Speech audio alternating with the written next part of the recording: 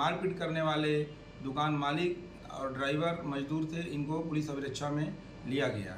इलाज के क्रम में जो दोनों गंभीर रूप से जख्मी थी, इनकी दानापुर अनुमंडलीय अस्पताल में मृत्यु हो गई। दोनों दीघा के ही रहने वाले हैं। राकेश पूर्व में दीघा थाना से मोबाइल चोरी में जेल जा चुके हैं और रोहित के परिजनों के अनुसार यह भी बुद्धा कॉलोनी से पूर्व में जेल जा चुके हैं। आप देख रहे हैं लाइव बिहार, मैं हूं आपके साथ असलम अब्बास। कहने को बिहार में सुशासन की सरकार है और नीतीश कुमार के हाथ में सब कुछ अख्तियार है, लेकिन ये सब उस वक्त झूठ साबित हो जाता है, ये सब उस वक्त निकम्मा साबित हो जाता है जब राजधानी पटना में खुलेआम 2 युवकों का मॉब लिंचिंग हो जाता है।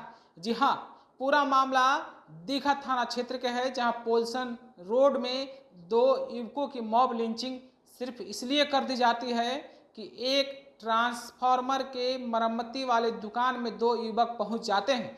हालांकि नीयत क्या थी, मंशा क्या थी, ये सवाल अलग है, लेकिन सुशासन बाबू की सरकार में राजधानी पटना में जहां मुख्यमंत्री बैठते हैं, डीजीपी बैठते हैं, चीफ सेक्रेटरी बैठते हैं, खुलेआम 2 युवकों को मार मार कर मौत के घाट उतार दिया जाता है। और पुलिस और प्रशासन क्या करती है, बगल में दीघा थाना है, लेकिन कोई असर नहीं, कोई इसका प्रभाव नहीं।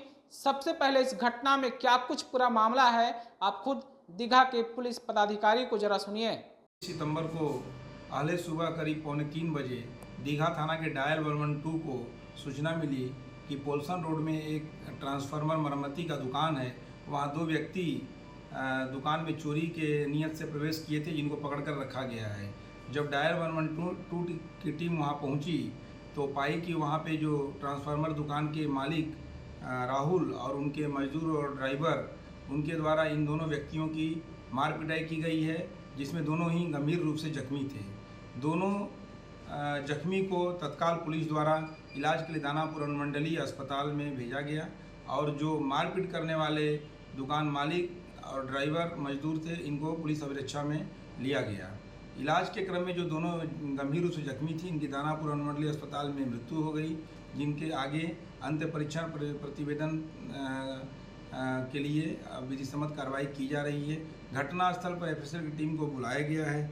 जो दोनों मृतक हैं, इसमें एक रोहित हैं और एक राकेश हैं। दोनों दीघा के ही रहने वाले हैं। राकेश पूर्व में दीघा थाना से मोबाइल चोरी में जेल जा चुके हैं और रोहित के परिजनों के अनुसार यह भी बुद्धा कॉलोनी से पूर्व में जेल जा चुके हैं। जो मारपीट करने वाले चारों हैं, उनको पुलिस अभिरक्षा में लिया गया, प्राथमिकी दर्ज करके आगे विधि सम्मत कार्रवाई की जा रही है। तो अभी आपने दीघा के पुलिस अधिकारी को सुना है किस तरीके से युवक की बेरहमी से मार पीट करके हत्या की गई है, किस तरीके से उसका मॉब लिंचिंग हुआ है, किस तरीके से पीट पीट कर उसकी जान ले ली गई है। हालांकि पुलिस खाना पूर्ति करने के लिए पूरे बॉडी को अपने कब्जे में लेकर सदर अस्पताल दानापुर पहुंचाई है, लेकिन मॉब लिंचिंग के दौरान मौत तो मौके वारदात पर ही हो गई थी, लेकिन खानापूर्ति के लिए उसे अस्पताल पहुंचाया गया। लेकिन सवाल वही है कि राजधानी पटना में आखिर दिन दहाड़े मॉब लिंचिंग कैसे हो जाती है।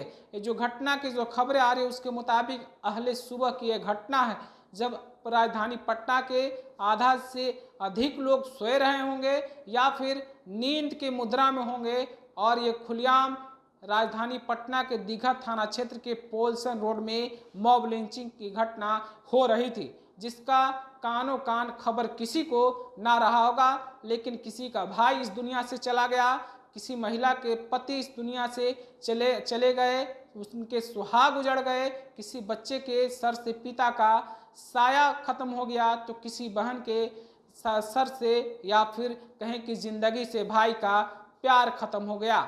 लेकिन पुलिस और प्रशासन और सरकार का क्या। हालांकि जो पुलिस के मुताबिक जो खबरें आ रही हैं, उसके हिसाब से 2 से 4 लोगों की गिरफ्तारी हुई है। लेकिन सवाल है कि आधुनिकता वाले इस जमाने में, मॉडर्नाइजेशन के वक्त में, आखिर मानव इंसान इतना हिंसक कैसे हो जा रहा है कि लोगों की पीट पीट कर जान ली जा रही है, वो भी राजधानी पटना, जहां सभ्य समाज के लोग माने जाते हैं, रहते हैं। लेकिन घटनाएं तो वही बता रही है कि मानव आज दानव के रूप में है, एकदम जानवर के रूप में है, या कहें कि पूरी की पूरी राक्षस प्रवृत्ति की हो गई है।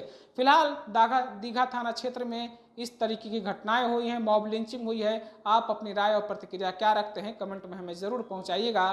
तब तक के लिए आपका बहुत बहुत शुक्रिया।